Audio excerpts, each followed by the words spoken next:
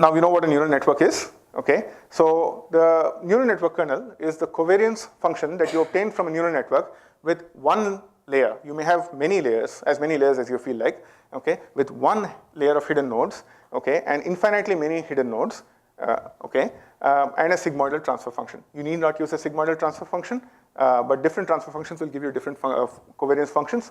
This sigmoidal transfer function gives you this particular function.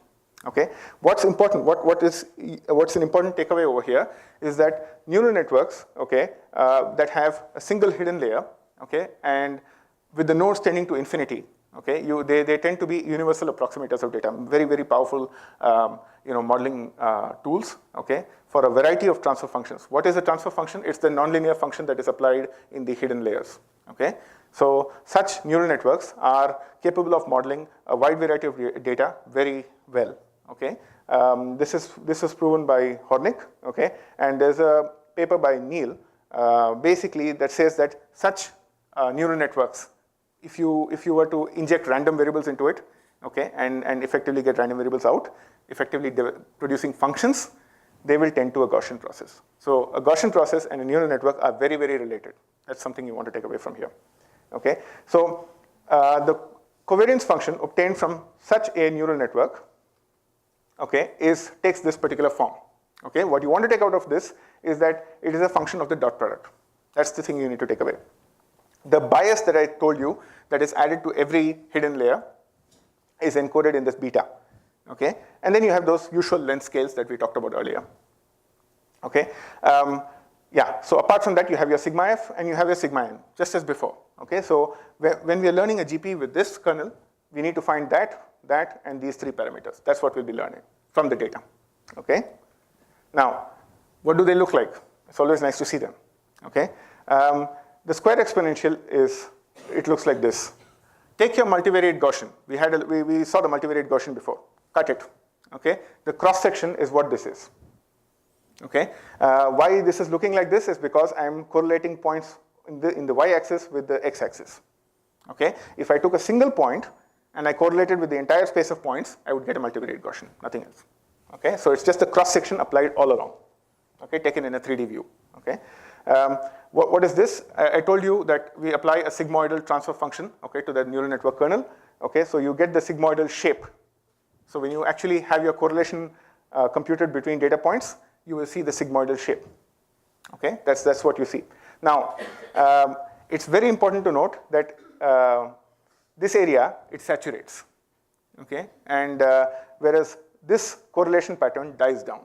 And you'll see why that's important, okay? So, yeah, some of these things I've already just covered, okay? Basically, yeah, stationary, okay. Yeah, stationary, the square exponential is a stationary kernel.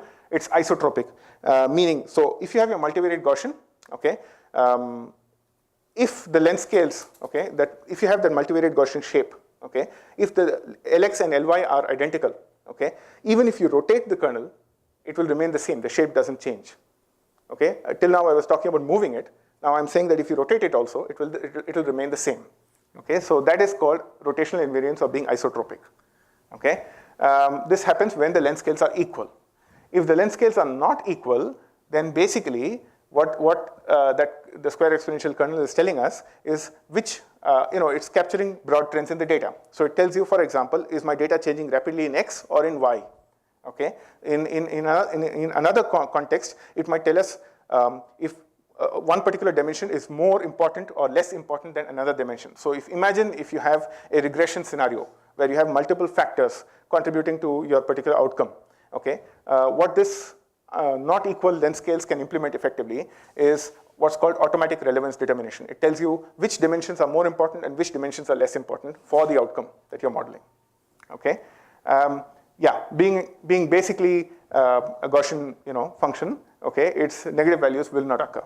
Okay, it is origin independent and hence stationary. Okay, it's a function of the Euclidean distance between points. Very important takeaway. Okay, so correlation inversely proportional. So as you go away from the point of interest, your correlation dies down.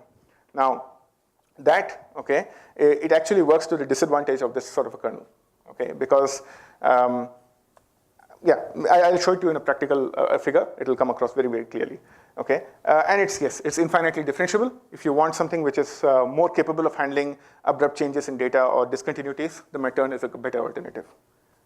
Okay, for the neural network kernel, again, we just saw some of these points. Okay, it's non-stationary, meaning that if you move it around, it's not going to remain the same. The values will change. Okay, because the points change, quite frankly. Yeah, it is not rotationally invariant. Okay, negative values can occur. Okay, it is origin dependent. It's a function of the dot product. Now, the point to note over here is this. Okay, in a square exponential or a stationary kernel, and in my experience, this works for almost all stationary kernels, the correlation pattern effectively dies down after some distance. Okay, so that Gaussian shape exists. You might train it to your data. That's all fine, but it will die down after. So you have a limited support. So if you want to make a prediction over here, you put a Gaussian at this point. There's a certain distance where your data will support you. Beyond that, the correlation goes really, really small. Okay. Now, if you have really abruptly changing data, or you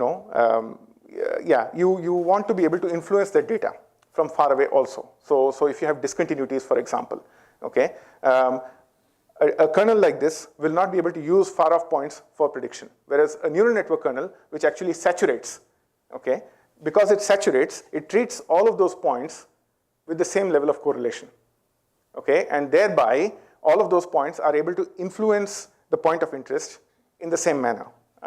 Easy way of explaining this is to look at the figure, okay. So if I'm trying to make a prediction at the center, okay, a point over here, okay, if I use this kernel, it would die down, the correlation. It would not be able to influence me. I wouldn't get any information from here. Whereas a point over here, okay, it goes infinitely, okay. So a point which is far away from my point of interest would still carry information that is useful for my prediction, okay. And that's what makes it incredibly powerful, okay, as a tool in modeling discontinuous or complex data, abruptly changing data, okay. But it is a double-edged sword, okay. And the reason is as follows. Because this goes on infinitely, okay, if you have, so for example, if you remember the mine pit that I showed you earlier, if you're modeling something at the bottom of the mine pit, okay, and you try to influence the prediction at that area with something which is really far off, say outside the mine pit, okay, you will get wrong estimates, quite frankly, okay, it's going to happen. So the important thing about using this particular kernel, okay, is to know how to use it, is to use it correctly, okay, in a manner that's useful for your modeling application, okay. For us, what we did is we applied it locally, meaning, so for example, if I were to make a prediction at a certain point, I define approximately the boundary within which I use the points, okay. Within that boundary, the square exponential kernel would use much less data than, for example, the neural network kernel, and that's why the predictions are much better. Okay, are we good all till now? Questions, problems? They become a little bit more clear when you see some more pictures and applications. Okay, so we've seen kernels. We know what a Gaussian is. We know what a Gaussian process is. Okay, we've seen what we have a mean function. We have a covariance function. We know roughly what kernels are. The question is, how do we specify it? Okay, we need to learn the kernel for our data.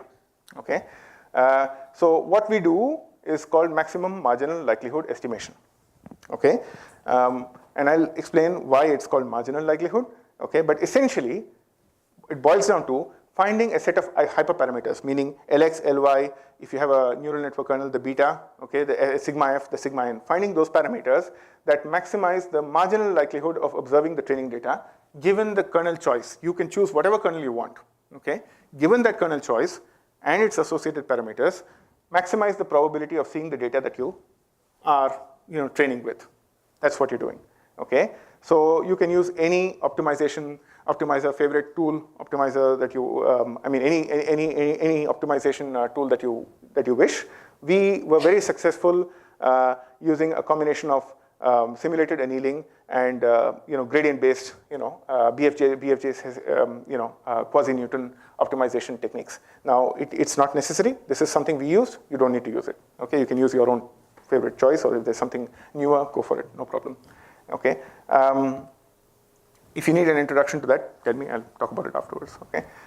Yeah, coming back to this. So why is it called log marginal likelihood? Okay. So this distribution, I think I have, yes, it's easiest to see it over here. I said that your observed data, okay, is a GP with a mean of 0, we make it 0, okay, and a covariance matrix that is K of x comma x plus sigma n squared I, right? This is what we've been dealing with.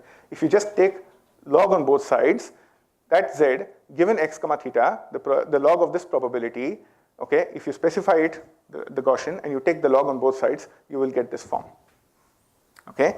Now, why it's called a marginal likelihood is because you have z. Now, the data that we're working with are noisy data, okay?